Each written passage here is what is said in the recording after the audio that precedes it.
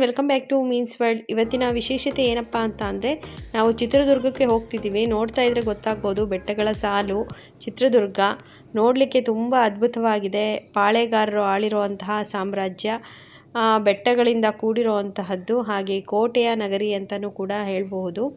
ಅಣ್ಣ ಸಿಂಪಲ್ಲಾಗಿ ಒಂದು ಸಣ್ಣ ಹೋಟೆಲ್ ಓಪನ್ ಮಾಡ್ತಾ ಇದ್ದಾನೆ, ಟಿಫನ್ ಹೋಟೆಲ್ಲು. ಹಾಗಾಗಿ ಇನ್ವೈಟ್ ಮಾಡಿದ್ದ, ನಾವು ಕೂಡ ಹೋಗ್ತಾ ಇದ್ದೀವಿ. ಪೂಜೆ ಸ್ಟಾರ್ಟ್ ಆಗಿದೆ. ಮುಂದೆ ಹೇಳ್ತಾ ಹೋಗ್ತೀನಿ ಹೇಗೆಲ್ಲ ಒಂದು ಜರ್ನಿ, ಬಿಸ್ನೆಸ್ ಜರ್ನಿ ಹೇಗಿತ್ತು ಅಂತ.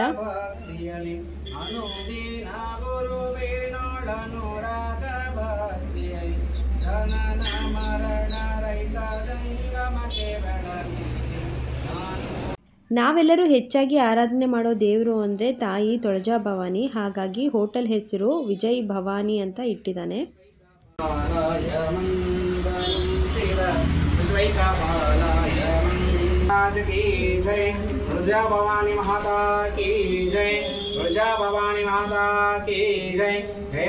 ಅರ್ಚಕರು ಪೂಜೆನ ತುಂಬಾ ಶಾಸ್ತ್ರೋಕ್ತವಾಗಿ ನೆರವೇರಿಸ್ಕೊಡ್ತಾ ಇದ್ದಾರೆ. ಏನಿದೆ ಕಳಸ ಆರಾಧನೆ, ಹಾಗೆ ವಾಸ್ತು ಆರಾಧನೆ, ಹಾಗೆ ಲಕ್ಷ್ಮೀ ಅನುಷ್ಠಾನ ಆಗಲಿಕ್ಕೆ ಯಾವುದೇ ಒಂದು ಅಂಗಡಿ ಪ್ರಾರಂಭ ಮಾಡಿದಾಗ ಚೆನ್ನಾಗಿ ಆಗಬೇಕು, ವಾಸ್ತು ಎಲ್ಲ ಚೆನ್ನಾಗಿ ಇರಬೇಕು ಅನ್ನೋ ಉದ್ದೇಶಕ್ಕೋಸ್ಕರ ಪೂಜೆ ಚೆನ್ನಾಗಿ ಮಾಡಿಕೊಡ್ತಾ ಇದ್ದಾರೆ.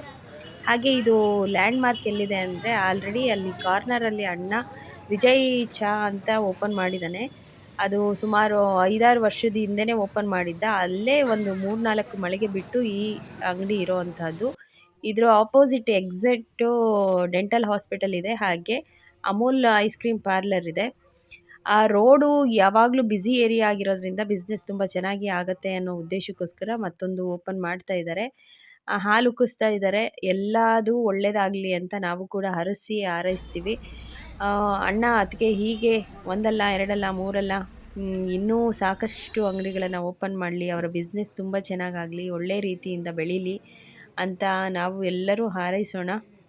ಫಸ್ಟ್ ಓಪನಿಂಗ್ ಮಾಡಿದಾಗ, ಈಗ ಸುಮಾರು 5-6 ವರ್ಷದಿಂದ ಗ್ರ್ಯಾಂಡ್ ಓಪನ್ ಮಾಡಿದ್ದ ಅಂಗಡಿನ ಪ್ರತಿ ಸಲ ಅಂಗಡಿ ಓಪನ್ ಮಾಡಿದಾಗ ಅಷ್ಟೇ ಅದ್ಧೂರಿಯಾಗಿ ಮಾಡಲಿಕ್ಕೆ, ಸುಮ್ಮನೆ ಇನ್ವೆಸ್ಟ್ ಮಾಡೋದು ಯಾಕೆ, ಸಿಂಪಲ್ಲಾಗಿ ಪೂಜೆ ಮಾಡಿಕೊಂಡು ತನ್ನ ಕಾರ್ಯನ ತೊಡಗಿಸ್ಕೊಳ್ಳೋದು ಮುಖ್ಯ ಅಂತ ಹೇಳಿಬಿಟ್ಟು ಅಲ್ಲೇ ಏನು ಫ್ಯಾಮಿಲಿ ಫ್ರೆಂಡ್ಸು ಇಷ್ಟನ್ನೇ ಇನ್ವೈಟ್ ಮಾಡಿದ್ದಾರೆ. ಹಾಗೆ ಅವರೆಲ್ಲರೂ ಬಂದು ಹರಿಸಿ ಆಶೀರ್ವಾದ ಮಾಡಿ ಹೋದರು. ಹಾಗೆ ಬಂದವರಿಗೆಲ್ಲ ಒಂದು ಟಿಫನ್ ಇರಲಿ ಅಂತ ಹೇಳಿಬಿಟ್ಟು ಟೊಮೊಟೊ ಬಾತ್ ಮಾಡಿಬಿಟ್ಟು, ಹಾಗೆ ಅರಿಶಿನ ಕುಂಕುಮ ಕೊಟ್ಟು ಕಳಿಸಿದರು. ಪೂಜೆ ಎಲ್ಲ ಮುಗೀತು, ಇನ್ನೇನು ಕೂತಿದ್ವಿ. ಅಷ್ಟರಲ್ಲಿ ನೇಮಿಂಗ್ ಬೋರ್ಡ್ ಬಂತು ಅಂಗಡಿದು. ಇದು ಅಣ್ಣನೇ ಡಿಸೈನ್ ಮಾಡಿರೋ ಅಂತಹದ್ದು, ತುಂಬ ಚೆನ್ನಾಗಿದೆ. ಕಲರ್ ಕಾಂಬಿನೇಷನ್ ಕೂಡ ತುಂಬ ಚೆನ್ನಾಗಿದೆ. ಹಾಗೆ ಅದು ಏನು ಭವಾನಿದು ಸ್ಟ್ರಕ್ಚರ್ ಇದೆ ಅಲ್ವಾ, ಫೇಸಿಂದು, ಅದು ಅಣ್ಣನೇ ಲೋಗೋ ಕ್ರಿಯೇಟ್ ಮಾಡಿರೋ ಅಂಥದ್ದು. ತುಂಬ ಚೆನ್ನಾಗಿ ಕಾಣ್ತಿದೆ. ಇವತ್ತು ಗುರುವಾರ, ಪುಷ್ಯರಾಗ ಮುಹೂರ್ತ ತುಂಬ ಚೆನ್ನಾಗಿದೆ ಅಂತ ಹೇಳಿಬಿಟ್ಟು ಹಾಲು ಉಕ್ಕಿಸಿ ಅಂತ ಹೇಳಿ ಪುರೋಹಿತರು ಹೇಳಿದ್ದಾರೆ. ಹಾಗಾಗಿ ಹಾಲು ಉಕ್ಕಿಸ್ತಾ ಇದ್ದಾನೆ. ಇನ್ನೂ ಏನೆಲ್ಲ ಇದೆ ಹೋಟೆಲ್ದು ಸ್ವಲ್ಪ ಇಂಟೀರಿಯರು ಎಲ್ಲ ಮಾಡಿಸ್ಕೋಬೇಕು. ಭಾನುವಾರ ಇಲ್ಲ ಸೋಮವಾರದಿಂದ ಟಿಫನ್ನು ಸ್ಟಾರ್ಟ್ ಆಗುತ್ತೆ. ಬೆಳಗಿನ ಜಾವ ಇಡ್ಲಿ, ದೋಸೆ, ಹಾಗೆ ಪೊಂಗಲ್ಲು. ಸಂಜೆ ಹೊತ್ತು ಅಕ್ಕಿ ರೊಟ್ಟಿ, ರಾಗಿ ರೊಟ್ಟಿ, ಹಾಗೆ ಪರೋಟ ಮಾಡೋಣ ಅಂತ ಪ್ಲ್ಯಾನ್ ಮಾಡ್ಕೊಂಡಿದ್ದಾರೆ. ಅಣ್ಣ ಇದು ಫಸ್ಟ್ ಟೈಮು ಬಿಸ್ನೆಸ್ ಲೈನಿಗೆ ಬಂದಾಗ ಪ್ರಾರಂಭ ಮಾಡಿರೋವಂತಹ ಅಂಗಡಿ ಇದು. ಇದು ಚಹಾ ಅಂಗಡಿ, ಅಂದರೆ ಅಮೃತ್ ಚಹಾ ಅಂತ ಫ್ರ್ಯಾಂಚೈಸಿ ಇರುತ್ತಲ್ವ, ಇದರಿಂದ ಇವನು ತಗೊಂಡು ಸ್ಟಾರ್ಟ್ ಮಾಡಿರೋವಂತಹದ್ದು. ತುಂಬ ಚೆನ್ನಾಗಿ ನಡೀತಾ ಇದೆ. ಮೊದಲು ಇಷ್ಟೆಲ್ಲ ಇಂಟೀರಿಯರ್ ಇರಲಿಲ್ಲ. ಬೆಳೀತಾ ಬೆಳೀತಾ ಈಗ ಅವನಿಗೆ ಫೈನಾನ್ಷಿಯಲಿ ತುಂಬ ಸ್ಟೇಬಲ್ ಆದಮೇಲೆ ಇಂಟೀರಿಯರ್ ಎಲ್ಲ ಚೆನ್ನಾಗಿ ಮಾಡ್ಕೊಂಡಿದ್ದಾನೆ. ಈಗ ನೋಡಲಿಕ್ಕೆ ಕೆಫೆ ತುಂಬ ಚೆನ್ನಾಗಿ ಕಾಣ್ತಿದೆ.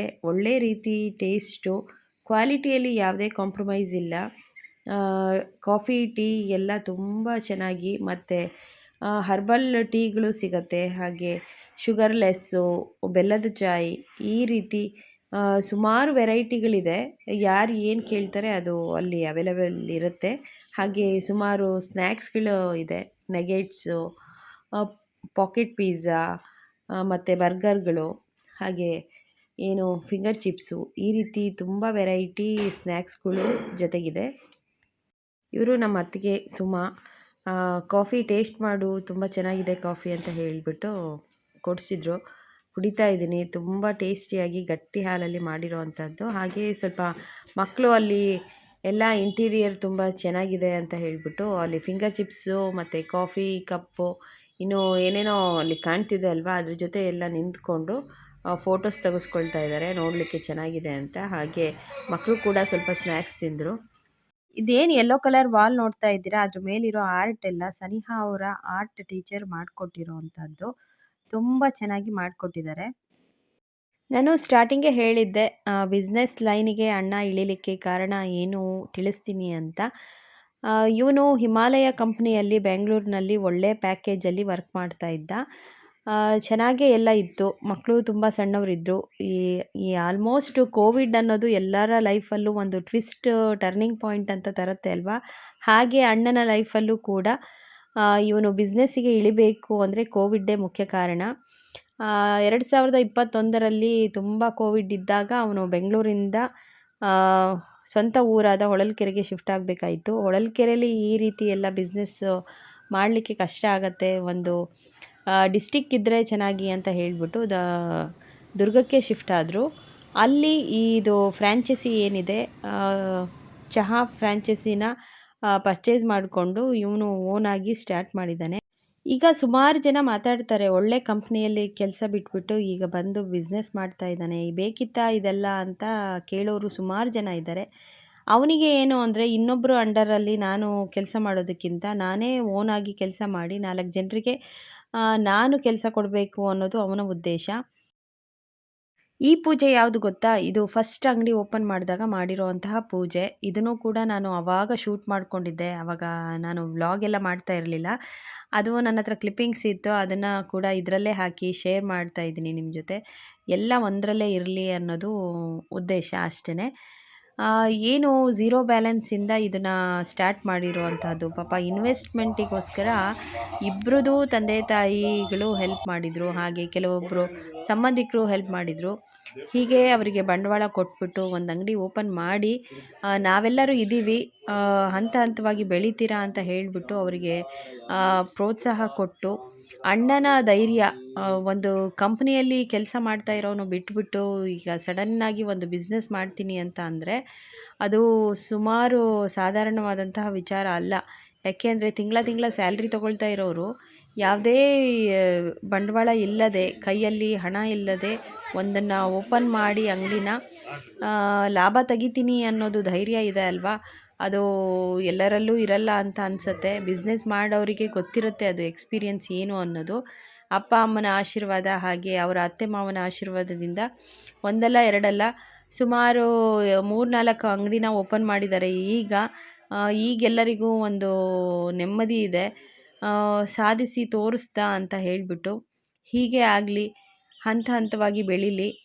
ನೋಡಿ, ಫಸ್ಟ್ ಅಂಗಡಿಲಿ ಮಕ್ಕಳು ಎಲ್ಲರೂ ಎಷ್ಟು ಖುಷಿಪಟ್ಟು, ಅವಾಗ ಮಕ್ಕಳೆಲ್ಲ ಎಷ್ಟು ಪುಟ್ಟದಾಗಿದ್ದಾರೆ, ಎಲ್ಲ ಸೆಲೆಬ್ರೇಟ್ ಮಾಡ್ತಾ ಇದ್ದಾರೆ. ಈಗ ಒಂದು ಹಂತಕ್ಕೆ ಅಣ್ಣ ತಲುಪಿದ್ದಾನೆ, ನಮಗೆಲ್ಲರಿಗೂ ಖುಷಿ ಇದೆ. ಹೀಗೆ ಬೆಳೀತಾ ಇರಲಿ. ಹಾಗೆ ಅವನ ಬ್ರ್ಯಾಂಚ್ಗಳು ಓಪನ್ ಆಗ್ತಾ ಇರಲಿ. ದುರ್ಗದಲ್ಲಿ ಮಾತ್ರ ಸೀಮಿತ ಅಲ್ಲ, ಎಲ್ಲ ಕಡೆ ಅವನ ಬ್ರ್ಯಾಂಚ್ಗಳು ಇರಲಿ, ಹೀಗೆ ಬೆಳೀಲಿ ಅಂತ ನಾನು ಕೂಡ ಮನಸ್ಪೂರ್ವಕವಾಗಿ ಹಾರೈಸ್ತೀನಿ. ಪ್ರತಿಯೊಬ್ಬರ ಜೀವನದಲ್ಲೂ ಒಂದು ತಿರುವು ತಗೋಬೇಕು ಅಂದರೆ ಈ ಕೋವಿಡ್ ಅಂತಹ ಘಟನೆಗಳು ಇರುತ್ತೆ ಅಲ್ವಾ. ಇದು ಕೋವಿಡ್ ಅನ್ನೋದು ಒಂದು ನೆಪ ಅಷ್ಟೇ ಆಯಿತು. ಇನ್ನೂ ಬೇರೆ ಎಷ್ಟು ಇರುತ್ತೆ, ಒಂದು ಆರ್ಥಿಕವಾಗಿ ಇರ್ಬೋದು, ಆರೋಗ್ಯಕರವಾದಂತಹ ಸಿಚುಯೇಷನ್ಗಳು ಏರುಪೇರು ಎಲ್ಲರ ಜೀವನದಲ್ಲೂ ಬರ್ತಾ ಇರುತ್ತೆ. ಹಾಗೆ ಅಣ್ಣನ ಜೀವನದಲ್ಲಿ ಕೋವಿಡ್ ಅನ್ನೋ ಒಂದು ಘಟನೆ ಬಂತು.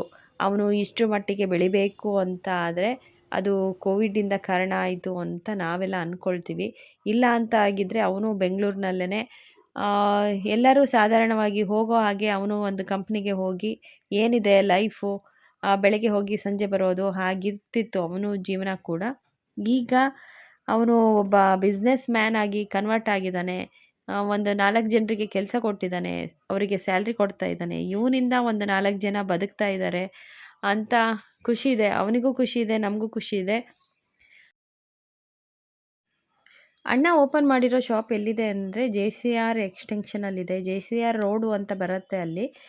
ಯೂ ಟರ್ನ್ ತೊಗೊಂಡ್ರೆ ಅಲ್ಲೇ ಇರೋ ಅಂಥದ್ದು. ನಿಯರ್ ಮನೆ ಕೂಡ ಹತ್ತಿರ ಇರೋದ್ರಿಂದ ಈಸಿಯಾಗಿ ಮೇಂಟೈನ್ ಮಾಡ್ಬೋದು.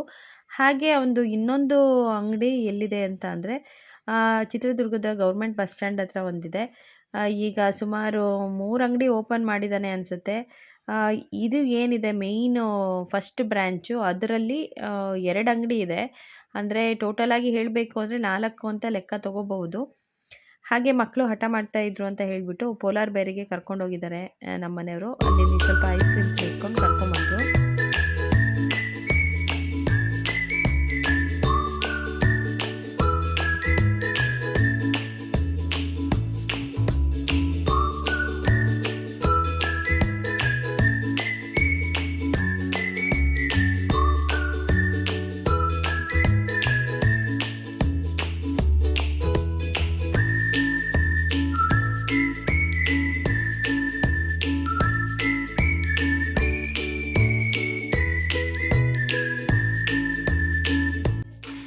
ಅಂಗಡಿಗೂ ಮನೆಗೂ ತುಂಬ ಹತ್ತಿರ ಇರೋದ್ರಿಂದ ವಾಕಬಲ್ ಡಿಸ್ಟೆನ್ಸ್ ಇದೆ. ಒಂದು ರೋಡ್ ದಾಟಿದರೆ ಮನೆ ಸಿಗುತ್ತೆ, ರೋಡ್ ದಾಟಿದರೆ ಅಂಗಡಿ ಸಿಗುತ್ತೆ, ಹೀಗಿದೆ ಅಲ್ಲಿ.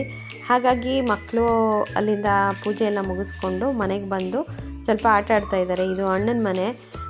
ಸ್ವಲ್ಪ ಇದು ಕಾರಿಂದ ಏನಿದೆ ಇದು ಹಾಟ್ ವೀಲ ಅದನ್ನೆಲ್ಲ ಆಡಿಬಿಟ್ಟು ಹಾಗೆ ಕೇರ ಮಾಡ್ತಾ ಇದ್ದಾರೆ.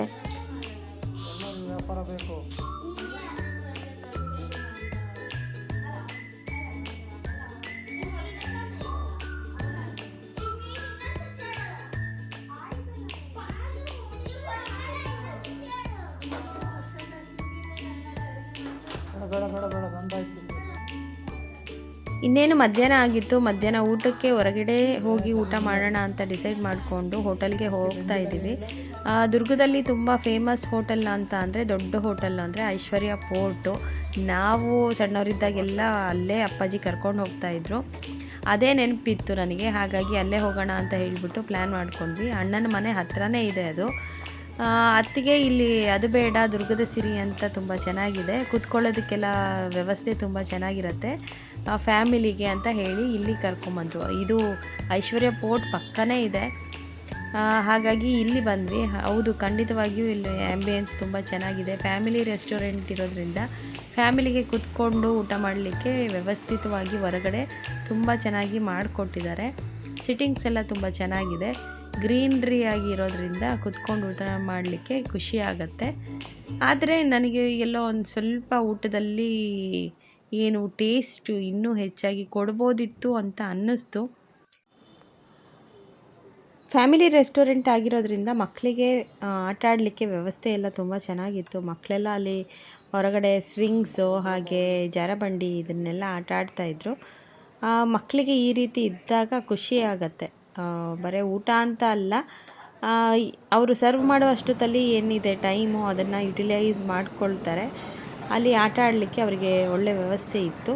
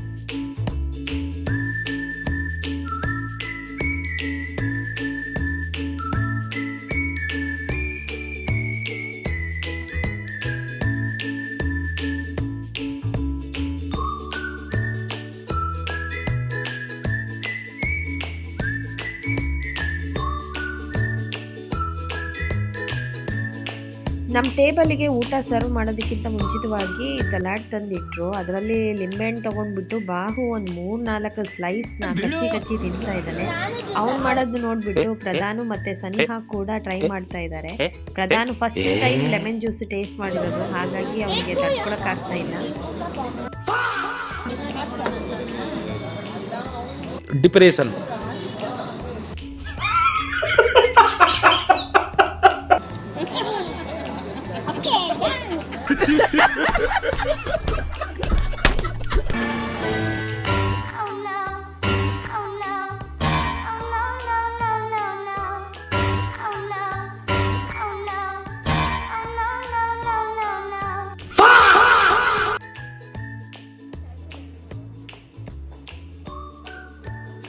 ಮಕ್ಕಳು ಊಟಕ್ಕೆ ನಾನ್ ವೆಜ್ ಬೇಕು ಅಂತ ಹಠ ಮಾಡ್ತಾಯಿದ್ರು. ಪ್ರಧಾನ್ ಅಂತೂ ನಾನ್ ವೆಜ್ ಇಲ್ಲ ಅಂದರೆ ಊಟನೇ ಮಾಡೋದಿಲ್ಲ. ಆದರೆ ಸದ್ಯಕ್ಕೆ ಮೊಹರಂ ಮುಗಿಯೋ ತನಕ ನಾವು ನಾನ್ ವೆಜ್ ತಿನ್ನೋ ಹಾಗಿಲ್ಲ.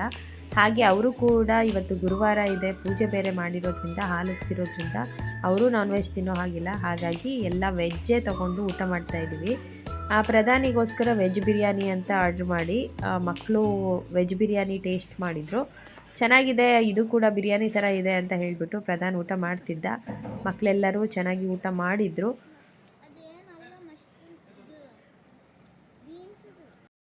ಊಟ ಎಲ್ಲ ಮುಗಿಸ್ಕೊಂಡು ನಾವು ಕೂಡ ದಾವಣಗೆರೆಗೆ ಹೊರಡ್ತಾ ಇದ್ದೀವಿ. ನಿಮಗೂ ಕೂಡ ಈ ವ್ಲಾಗ್ ಇಷ್ಟ ಆಗಿದೆ ಅಂತ ನಾನು ಭಾವಿಸ್ತೀನಿ. ಯಾರಿಗೆಲ್ಲ ಇಷ್ಟ ಆಯಿತು ದಯವಿಟ್ಟು ಕಮೆಂಟ್ ಮಾಡಿ ತಿಳಿಸಿ. ಇನ್ನೊಂದು ಹೊಸ ವ್ಲಾಗ್ ಜೊತೆ ನಿಮ್ಮ ಮುಂದೆ ಬರ್ತೀನಿ. ಅಲ್ಲಿವರೆಗೂ ಟಾಟಾ, bye bye, take care, thank you so much. ಯಾರೆಲ್ಲ ಫುಲ್ ವಾಚ್ ಮಾಡಿದ್ದೀರಾ ಧನ್ಯವಾದಗಳು.